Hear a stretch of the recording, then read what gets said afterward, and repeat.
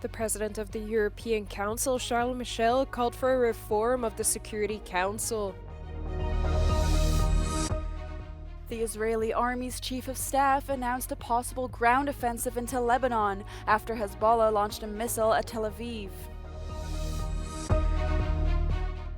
Russia sends out a warning to the West as it announced its newly revised nuclear doctrine.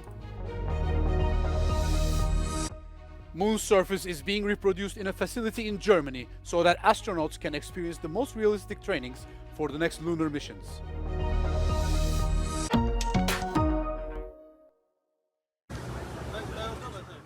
The President of the European Council, Charles Michel, called for a reform of the Security Council. He warns that a failure to punish crimes against humanity risks allowing them to become normalized. A permanent seat on this Security Council is not a privilege, it is a responsibility. A grave responsibility bestowed on only 5 nations to be the guardians of world peace. Today, some of these members are not living up to their responsibility. The Security Council must be reformed to make it more inclusive, more legitimate, and more effective. French President Emmanuel Macron shared a similar sentiment. Tant que nous aurons un Conseil de sécurité qui est bloqué, je dirais de manière réciproque selon les intérêts par les uns et les autres, on aura du mal à avancer. Et donc rendons simplement ces Nations Unies plus efficaces, d'abord en les rendant peut-être plus représentatifs. C'est pourquoi la France, et je le redis ici, est favorable à ce que le Conseil de sécurité soit élargi. L'Allemagne, le Japon, l'Inde, le Brésil devraient en être des membres permanents, de même que 2 pays que l'Afrique désignerait pour la représenter. Speaking on the war in Gaza, Macron urged for an immediate ceasefire and advocated for a 2-state solution. He added that all parties must respect their obligations along the Blue Line and that a war must and cannot break out in Lebanon.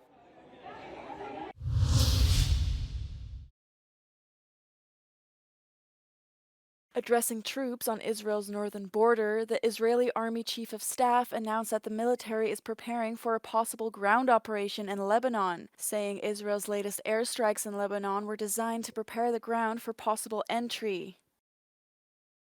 נכנסים פנימה, משמידים שם את האויב, הולכים חד להשמיד תשתיות. אלה הדברים שיאפשרו לנו להחזיר את תושבי הצפון אחר כך בביטחון.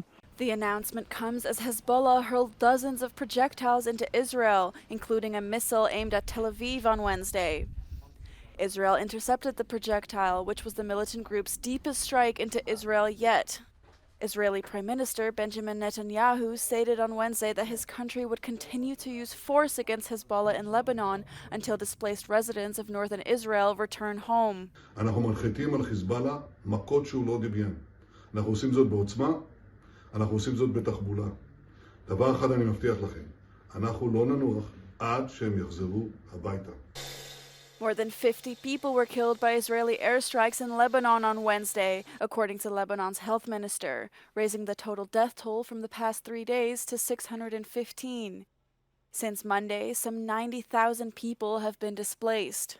The EU's foreign policy chief, Josep Borrell, warned against escalation in an address to the UN General Assembly on Tuesday, saying the tensions between Israel and Hezbollah risk turning into a full-fledged war.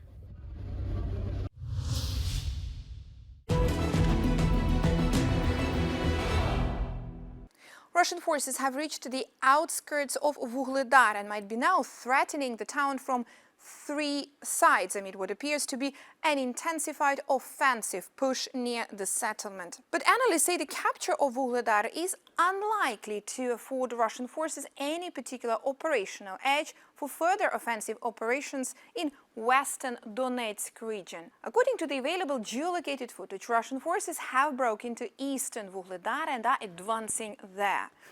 They are also pushing on Vuhledar's northeastern flank via Vodyane and southwestern flank via Prechistevka, likely in an effort to encircle the Ukrainian grouping in Vuhledar and force it to withdraw.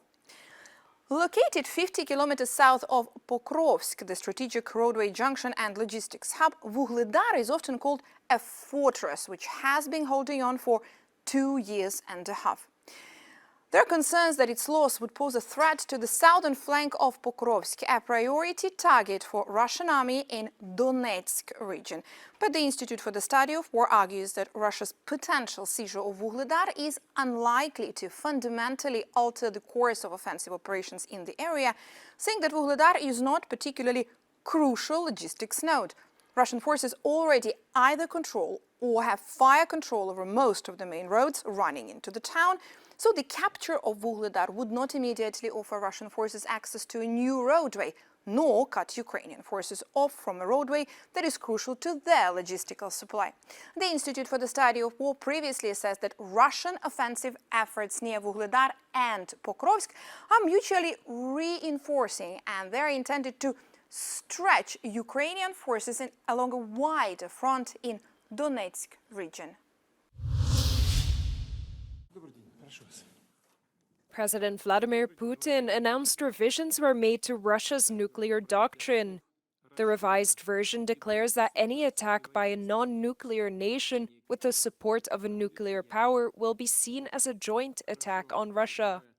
This modification expands the definition of who can be considered an aggressor towards the Russian Federation. Оставляем за собой право применить ядерное оружие в случае агрессии против России и Белоруссии как участника союзного государства.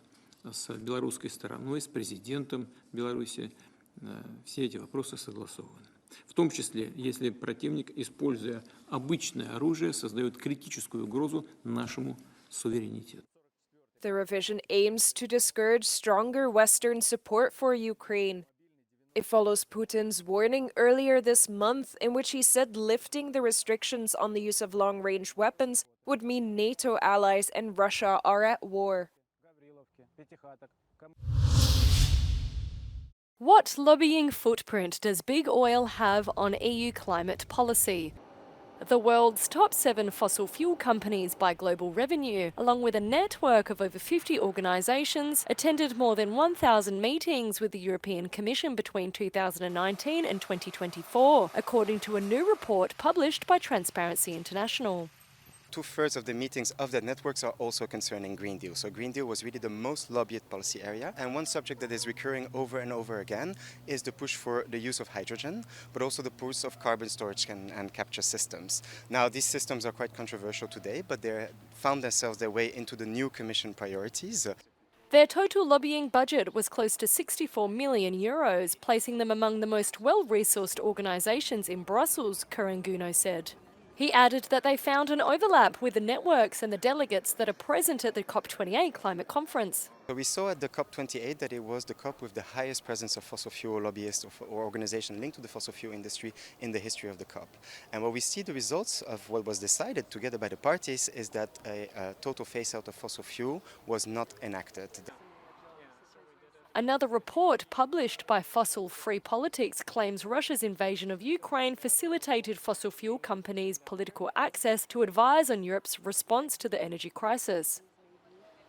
It shows, of course, that there was like a Repower EU agenda, and they opened the door for fossil fuel industry to ask for their input, and they basically gave them free access to draft a new plan for the EU to respond on the threats linked to the Russian invasion and make EU less dependent from Russian gas. Ursula von der Leyen stressed the Commission's transparency system should be strengthened by subjecting all managers to the Transparency Register, a database listing organisations that try to influence the European institutions' decisions.